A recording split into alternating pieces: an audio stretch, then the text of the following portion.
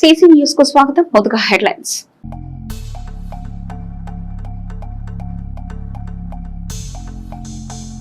పెట్టుబడుల కేంద్రంగా ఆంధ్రప్రదేశ్ ప్రజా దర్బార్ కార్యక్రమంలో వెల్లడించిన శాసనసభ్యులు పత్తిపాటి।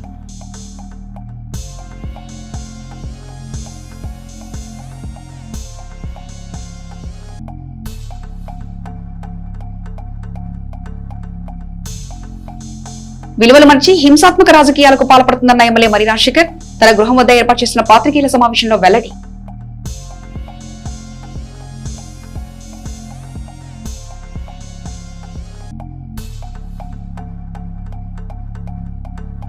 శ్రీ శారదా హైస్కూల్ విద్యార్థినులకు మహిళా భద్రత, మహిళా చట్టాలపై అవగాహన కార్యక్రమంలో పాల్గొన్న రూరల్ సిఐ సుబ్బరాయుడు।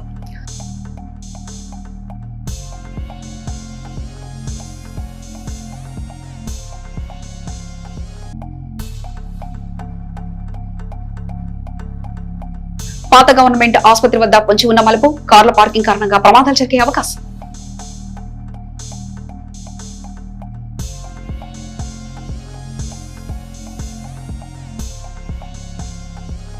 పెట్టుబడుల కేంద్రంగా ఆంధ్రప్రదేశ్ ని చంద్రబాబు, లోకేష్ తీర్చిదిద్దారని మాజీ మంత్రి చిలకలూరిపేట ఎమ్మెల్యే పత్తిపాటి పుల్లారావు అన్నారు। చిలకలూరిపేటలోని ఆయన యొక్క నివాసంలో ప్రజా దర్బార్ కార్యక్రమాన్ని నిర్వహించి మీడియాతో ఎమ్మెల్యే మాట్లాడారు। ఏపీకి 25 లక్షల కోట్ల పెట్టుబడులు తీసుకొచ్చిన ఘనత చంద్రబాబు, లోకేష్ కి దక్కుతుందని ఎమ్మెల్యే తెలిపారు। శనివారం సీఎం చంద్రబాబు ముంబైలో బెస్ట్ రీఫార్మర్ గా అవార్డు ఇస్తున్నారు। ఈ అవార్డు ఇవ్వడం దేశంలో సీఎంలకు అరుదుగా ఇస్తారని ఆయన పేర్కొన్నారు। ఇతర దేశాల్లోని పారిశ్రామికవేత్తలు పెట్టుబడులు పెట్టడానికి ఏపీ వైపు ఆసక్తి చూపుతున్నారన్నారు। ప్రజా సమస్యలపై గ్రీవెన్స్ నిర్వహించారు। ఎమ్మెల్యే పత్తిపాటి పుల్లారావు స్వయంగా పాల్గొని ప్రజల నుంచి సమస్యలు, ఆర్జీలు స్వీకరించారు।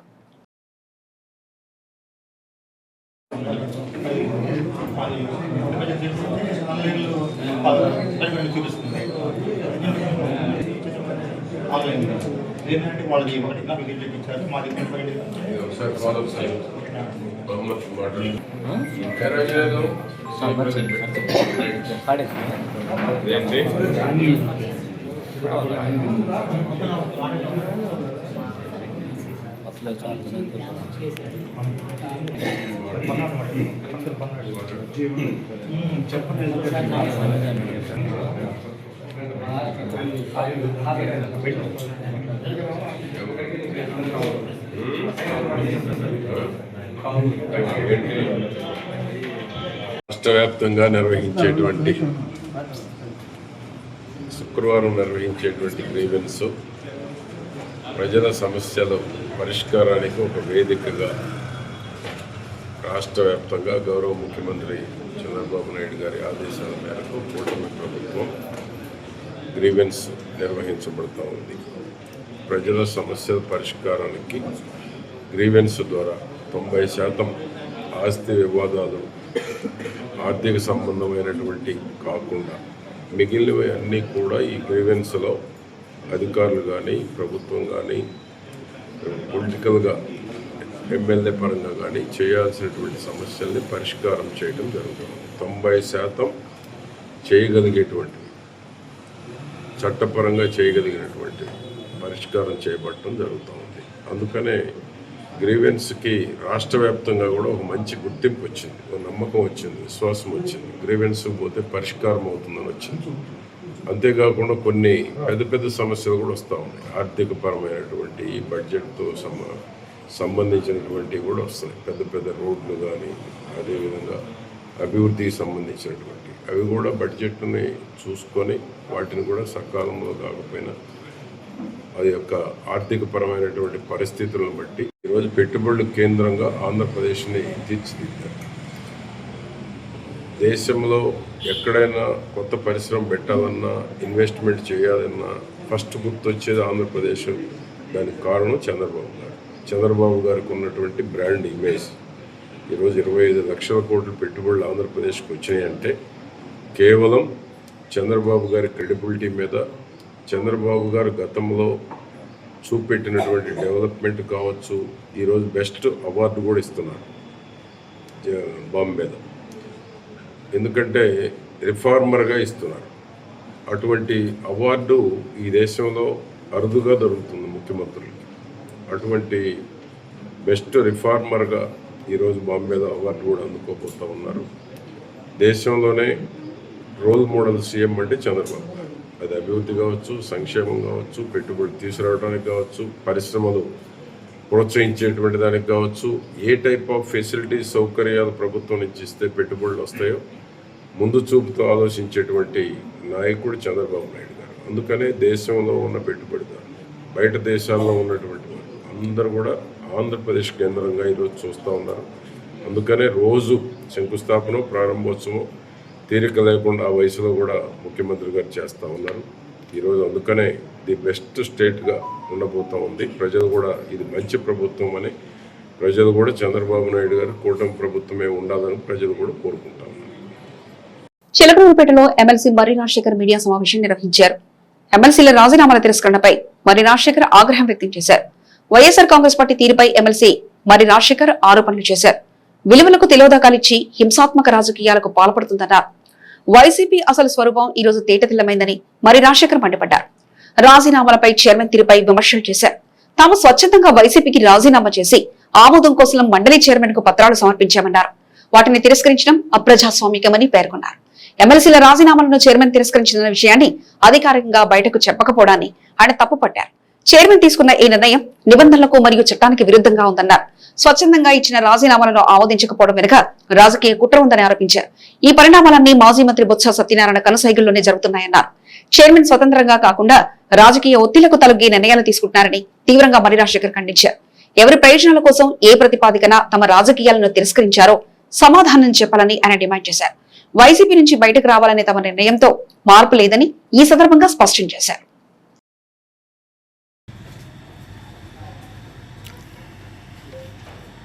2024లో నాతో పాటు శాసనమండలి సభ్యుడిగా ఉన్నటువంటి జయమంగళ వెంకటరమణ తన పదవికి రాజీనామా చేయడం జరిగింది. ఆ తర్వాత 2025లో నేను చేశాను. నాకంటే కొంచెం ముందు మరొక ఇద్దరు శాసనమండలి సభ్యులు బల్లి కళ్యాణ చక్రవర్తి మరియు పద్మశ్రీ కూడా రాజీనామా చేయడం జరిగింది.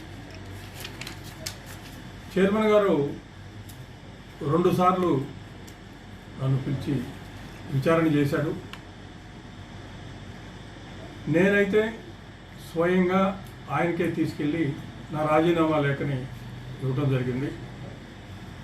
రాజీనామా లేఖ అనేది చట్ట ప్రకారం కౌన్సిల్లో ఉన్నటువంటి ఆంధ్రప్రదేశ్ లెజిస్లేటివ్ కౌన్సిల్ రూల్స్ ప్రకారం ఎవరి ద్వారా అయినా పంపించవచ్చు, స్వయంగా ఇవ్వవచ్చు.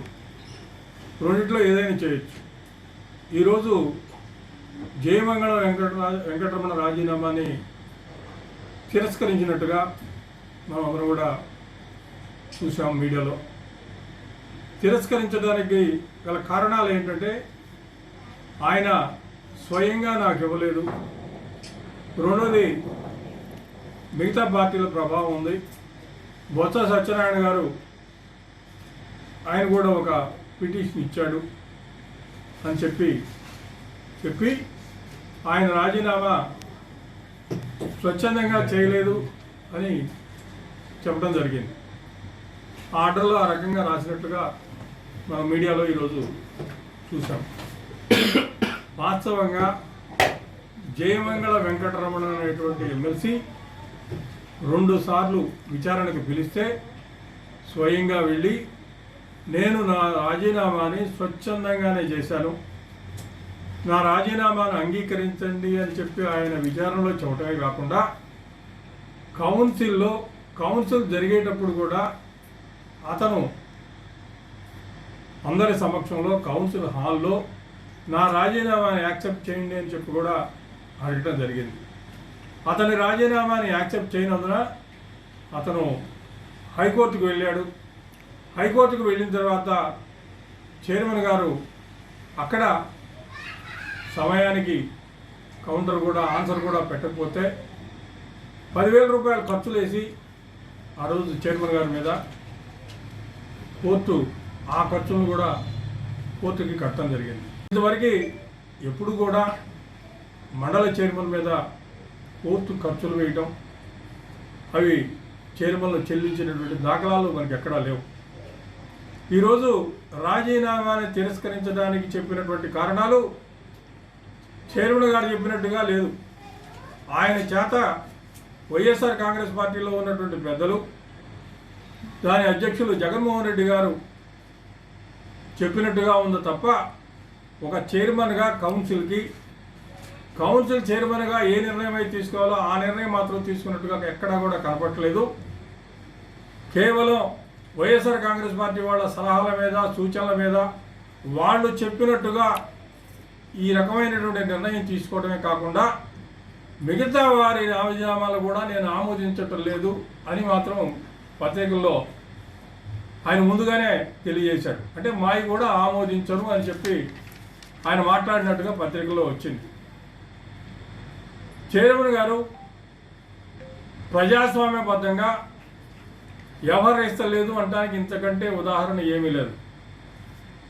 కౌన్సిల్ చైర్మన్ హుందాగా వ్యవహరించాలా, ఒక జడ్జిలాగా నిర్ణయాలు తీసుకోవాలా, ఒక పార్టీ నాయకుడిలాగా పార్టీ వారు బయట నుంచి ఏ రకంగా అయితే చెప్పారో ఆ రకంగా నిర్ణయాలు తీసుకోవడం అనేది ప్రజాస్వామ్యానికే విరుద్ధం.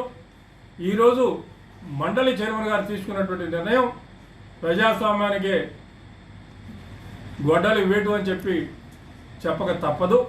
ఇచ్చినటువంటి తీరు, ఆయన రాసినటువంటి ఆర్డరు చట్టబద్ధం కాదు, ప్రజాస్వామ్యబద్ధం కాదు, రూల్స్కి విరుద్ధంగా ఉంది.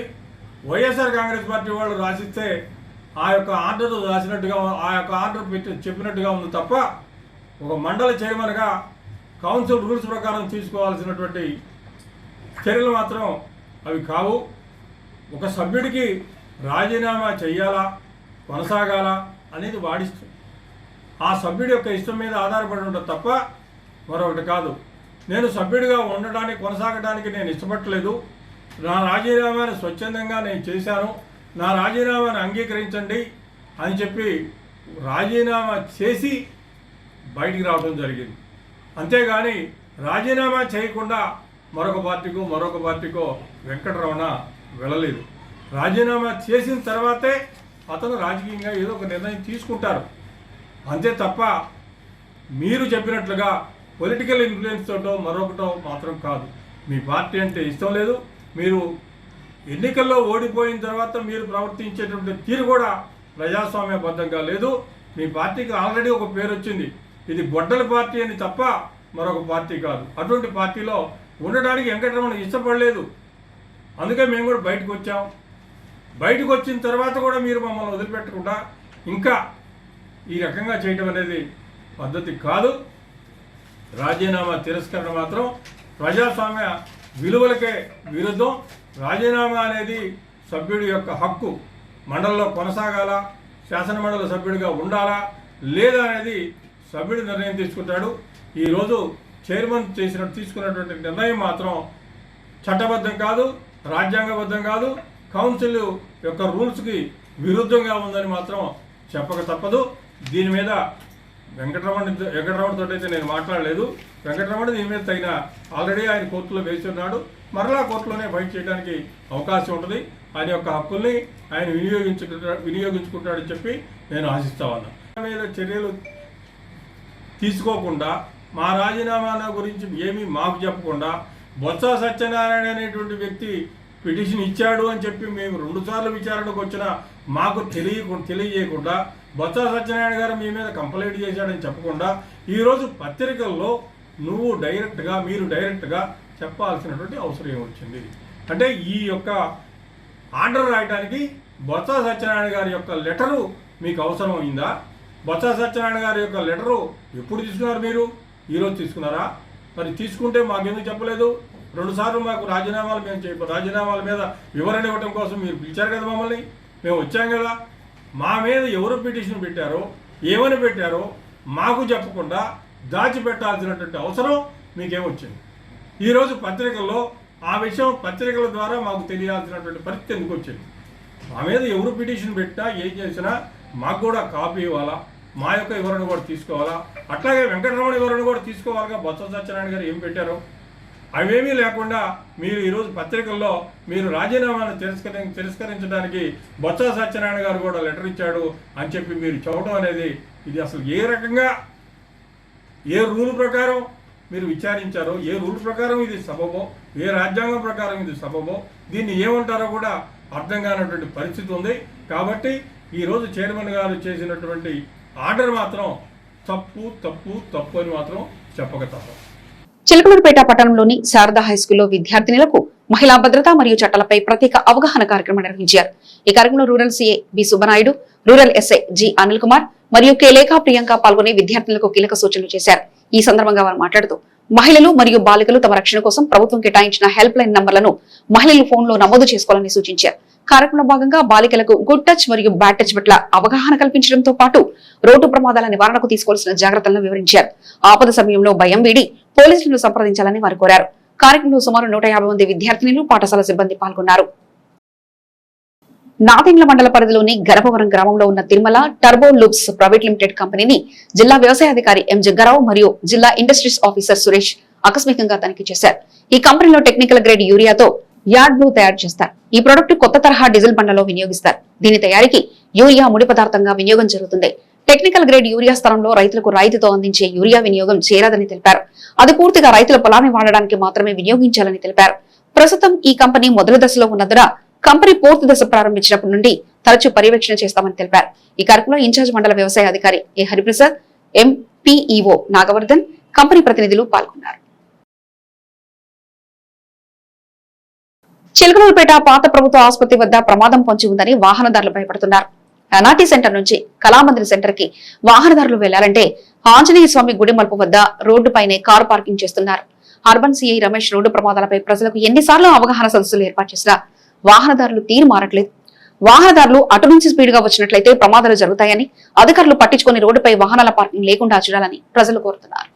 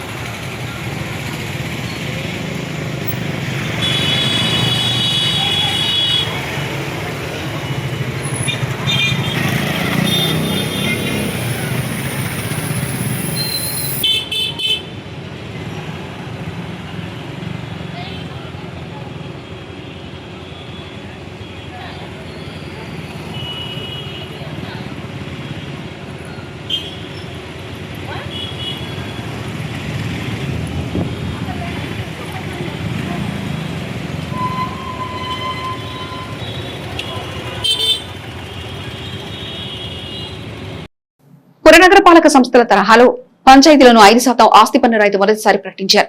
మే 1 నుంచి 31 లోపు 2026-27 ఆర్థిక సంవత్సరం పన్ను చెల్లించే వారికి రాయితీ ఇవ్వనున్నారు. జాతీయ పంచాయతీరాజ్ దినోత్సవ సందర్భంగా ప్రభుత్వం శుక్రవారం ఈ ప్రకటన చేసింది. మే 1 నుంచి స్వర్ణ పంచాయతీ పోర్టల్లో ఆస్తి పన్ను చెల్లించవచ్చు. ఈ అవకాశాన్ని వినియోగించుకోవాలని రాష్ట్ర పంచాయతీరాజ్ గ్రామీణాభివృద్ధి శాఖ కమిషనర్ కృష్ణతేజ విజ్ఞప్తి చేశారు. చిలకలూరుపేట పట్టణంలో ప్రపంచ మలేరియా దినోత్సవాన్ని పురస్కరించుకొని కొమ్మినేని సూపర్ స్పెషాలిటీ ఆసుపత్రి వైద్యులు డాక్టర్ కొమ్మినేని వీరశంకరరావు ప్రజలకు పలు సూచనలు చేశారు. దోమల వల్ల వ్యాపించే మలేరియా పట్ల ప్రతి ఒక్కరూ అప్రమత్తంగా ఉండాలని ఆయన కోరారు. ముఖ్యంగా పరిసరాల్లోని నీరు నిల్వ ఉంచకుండా చూసుకోవాలని, నిద్రించే సమయంలో దోమతెరలు వాడాలని సూచించారు. చలితో కూడిన జ్వరం, తలనొప్పి, ఒళ్ళు నొప్పులు వంటి లక్షణాలు కనిపిస్తే నిర్లక్ష్యం చేయకుండా వెంటనే రక్త పరీక్షలు చేయించుకోవాలని ఆయన పేర్కొన్నారు. సరైన సమయంలో చికిత్స పొందితే మలేరియాను పూర్తిగా నయం చేయవచ్చని, వ్యక్తిగత పరిశుభ్రతతో పాటు పరిసరాల శుభ్రత పాటించడం ద్వారా ఈ వ్యాధిని అరికట్టవచ్చని డాక్టర్ వీరశంకరరావు స్పష్టం చేశారు. చిలకలూరుపేట పట్టణ పోలీస్ స్టేషన్ పరిధిలో మద్యం సేవించి వాహనాలు నడుపుతున్న వారిపై పట్టణ సీఐ రమేష్ ఆధ్వర్యంలో గత కొన్ని రోజులుగా స్పెషల్ డ్రైవ్ నిర్వహిస్తున్నారు. ఇందులో భాగంగా శుక్రవారం తనిఖీలో మద్యం తాగి వాహనం నడుపుతూ పట్టుబడిన 3 వ్యక్తులను పోలీసులు ఏజేసీజే కోర్టు ముందు హాజరుపరిచారు. నిందితులపై నేరం రుజువు కావడంతో న్యాయమూర్తి వారిని మందలించి ఒక్కొక్కరికి 10,000 రూపాయల చొప్పున మొత్తం 30,000 రూపాయల జరిమానా విధించారు. మద్యం సేవించి వాహనాలు నడిపితే కఠిన చర్యలు తప్పవని ఈ సందర్భంగా పోలీసులు హెచ్చరించారు. పల్నాడు జిల్లాను పారిశ్రామికంగా మరింత అభివృద్ధి చేసే దిశగా కలెక్టర్ కృతికా శుక్లా అధ్యక్షతన జిల్లా పారిశ్రామిక మరియు ఎగుమతుల ప్రోత్సాహ కమిటీ సమావేశం నిర్వహించబడింది. జిల్లాలో పారిశ్రామిక రంగాన్ని బలోపేతం చేసేందుకు ప్రస్తుతం 21,683.79 కోట్ల అంచనా వ్యయంతో 10 భారీ ప్రాజెక్టులు నిర్మాణ దశలో ఉన్నాయని, వీటి ద్వారా సుమారు 11,120 మందికి ఉపాధి లభించనుందని కలెక్టర్ వెల్లడించారు. ముఖ్యంగా దాచపల్లిలో మై హోమ్ సిమెంట్స్ 1,550 కోట్లు, నువోకో విస్టాన్ కార్పొరేషన్ 2,500 కోట్లు మరియు మాజర్లలో Nanda global solar private limited 10,000 కోట్ల వంటి మెగా ప్రాజెక్టులు వేగంగా రూపుదిద్దుకుంటాయన్నారు. జిల్లాలో సూక్ష్మ, చిన్న మరియు మధ్య తరహా పరిశ్రమల రిజిస్ట్రేషన్ ప్రక్రియను వేగవంతం చేయాలని 2026-27 ఆర్థిక సంవత్సరం గాను కొత్తగా 4,600 ఎంఎస్ఎంఈ యూనిట్ల రిజిస్ట్రేషన్ మరియు 253 కోట్ల పెట్టుబడుల లక్ష్యంగా పనిచేయాలని అధికారులను ఆదేశించారు. జిల్లాలోని ప్రతి అసెంబ్లీ నియోజకవర్గంలో ఒక ఎంఎస్ఎంఈ పార్కును ఏర్పాటు చేసే లక్ష్యంలో భాగంగా బొల్లపల్లి, రాయవరం, గుడ్లపల్లి మరియు నాందికుడు ప్రాంతాల్లో పారిశ్రామిక ఎస్టేట్ల పనులు పురోగతిలో ఉన్నాయని, రాయవరం ఫేజ్ 2 పనులు ఇప్పటికే పూర్తయ్యాయని సమావేశంలో చర్చించారు. చిలుకలూరుపేటలోని కార్పెంటరీ మరియు దుర్గిలోని రాతి శిల్పకళ కస్టర్ల అభివృద్ధికి డిపిఆర్ సిద్ధం చేయాలని కలెక్టర్ ఆదేశించారు. పరిశ్రమలకు 23.04 కోట్ల ప్రోత్సాహాలను ఆమోదం తెలిపారు. సింగిల్ డెస్క్ పోర్టల్ ద్వారా అందిన దరఖాస్తులను నిర్ణీత గడువులోగా పరిష్కరించాలని, పారిశ్రామిక అనుమతులతో జాప్యం లేకుండా చూడాలని సంబంధిత శాఖల అధికారులకు దిశానిర్దేశం చేశారు. ఈ కార్యక్రమంలో జిల్లా పరిశ్రమల అధికారి Sajja Venkata Suresh, town planning supervisor Sri A Lakshmanaswamy, commercial taxes officer Sri K Ramalingaiah, APS FC branch manager P Venkaiah, inspector of factories T Raju, assistant environmental engineer Najma Begum, APCP DCL deputy executive engineer Sri B Yelamanda, AP IIC deputy general manager Mohammed Jameel, lead district manager K Ram Prasad తదితరులు పాల్గొన్నారు.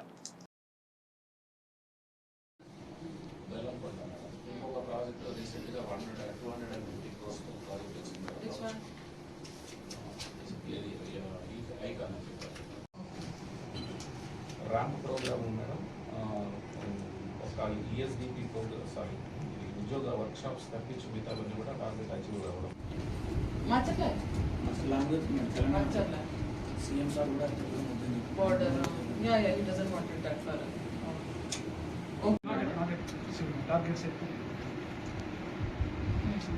మనం ఇప్పుడు applications ఆపేవి ఏదైనా feasible activities ఉంటే subject పెట్టించుకుని మన దగ్గర పెట్టి 21 రోజుల దాకా పంపిణీ చేస్తున్నాం madam. Subject continue 60 existing industries ఉన్నాయి మేడం. అదేవిధంగా MSME units 5,000 rupee 5,835. So these are all spinning లేదా cement. Yes ma'am. Majority. Next వచ్చేసి అండర్ ఇంప్లిమెంటేషన్ లో మనకి 10 యూనిట్స్ ఉన్నాయి మేడం. ఇవి కాకుండా లీడ్స్ ఇంకొక 4 to 5 ఇది జిఎం గారు చేయాల్సిన నెక్స్ట్ మంత్ నుంచి ఈ మంత్ వైజ్ ప్రోగ్రెస్ మీకు సబ్మిట్ చేస్తాం. Next APC issues madam. Issues చెప్పండి.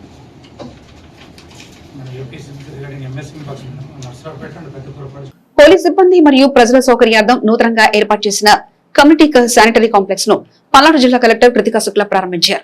పల్నాడు జిల్లా పోలీస్ ప్రధాన కార్యాలయ పరిధిలో పనుల నిమిత్తం వచ్చే ప్రజల, పోలీస్ సిబ్బంది అవసరాలను దృష్టిలో ఉంచుకొని కమ్యూనిటీ శానిటరీ కాంప్లెక్స్ ను పల్నాడు జిల్లా కలెక్టర్ ప్రారంభించారు. ఈ సందర్భంగా కలెక్టర్ మాట్లాడుతూ ప్రజల పరిశుభ్రత, ఆరోగ్య పరిరక్షణకే శుభ్రమైన శానిటేషన్ సౌకర్యాలు ఎంతో అవసరమని తెలిపారు.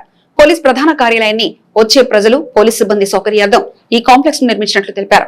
కార్యక్రమం అనంతరం కమ్యూనిటీ శానిటరీ కాంప్లెక్స్ పరిశీలించి నిర్వహణలో పరిశుభ్రతను ఖచ్చితంగా పాటించాలని సంబంధిత అధికారులకు సూచించారు. ఈ కార్యక్రమంలో కలెక్టర్ తో పాటు అదనపు ఎస్పీ పరిపాలన JV Santosh, AR DSP Mahatma Gandhi Reddy, admin RIS Krishna, welfare RIL Gopinath మరియు పోలీస్ సిబ్బంది పాల్గొన్నారు. సిసి న్యూస్ సమాప్తం. మరొక బులెటిన్లో మళ్ళీ కలుసుకుందాం. అంతవరకు సెలవు. నమస్కారం.